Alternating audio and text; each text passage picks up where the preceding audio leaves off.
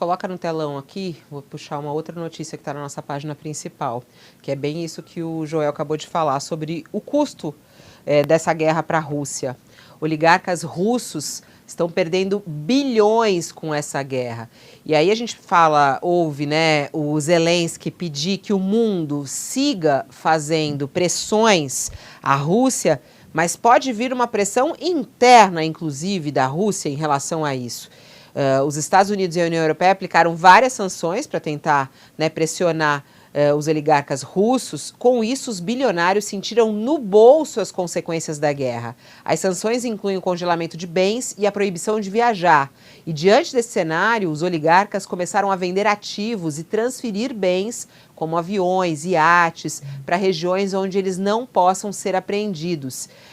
E agora, né, a gente pergunta, será que eles vão conseguir, de repente, pressionar, ou pressionam, ou eles querem pressionar Putin a encerrar? Qual é o peso disso, hein, Sakamoto?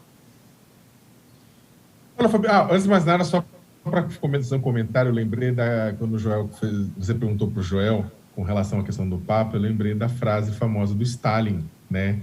Quando questionado se não dava para pegar mais leve com os católicos soviéticos, ele perguntou: quantas divisões tem o Papa? Quantas divisões de batalha tem o Papa, né? Então, eu acho que a questão é um pouco parecida, né? Eu não estou comparando Putin com Stalin, mas eu acho que ele deve pensar uma coisa bem parecida com relação a isso.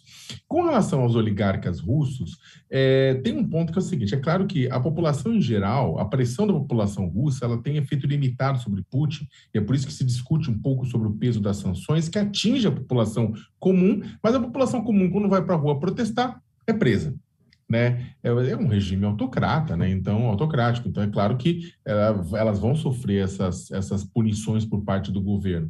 Agora, existe, ou seja, é limitada essa ação da população. Só que existe um grupo de pessoas que fica no círculo de Putin, que, é claro, que são grupos palacianos, poderosos econômicos, próximos a ele, sócios dele. Tem muitos oligarcas russos que são sócios de Vladimir Putin na pilhagem do Estado russo, da corrupção do Estado russo, e o que acontece é que eles poderiam fazer uma pressão maior para que Putin interrompesse a guerra no sentido de não ser afetado por isso, né, para eles serem menos afetados. Só que, ao que tudo indica, você já teve, inclusive, alguns atritos entre esses oligarcas e Putin deu uma série de recados, dizendo, olha, é hora de separar quem é patriota ou não, esse pessoal ganhou muito dinheiro. Então, ou seja, Putin também está deixando claro que vai para o enfrentamento, e muitos desses oligarcas ganham dinheiro por causa de Putin.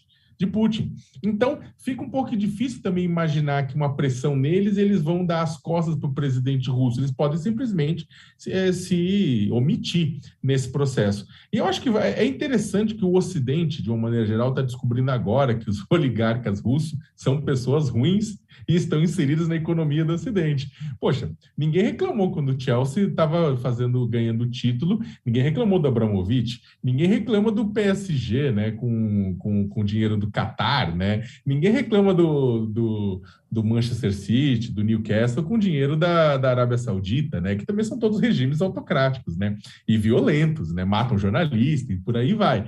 Então, eu acho que é um bom momento para a gente aproveitar essa tragédia bizarra, horrenda que está acontecendo na Ucrânia, mas a gente começar a perceber o quanto a gente é leniente nas nossas sociedades com dinheiro sujo, com dinheiro dinheiro que não dá para provar que é limpo, né? E nesses momentos a gente começa a descobrir e vai, beleza, né? Vamos atrás, vamos protestar. Tá bom, mas e até agora? O dinheiro era a mesma fonte, só agora o pessoal descobriu?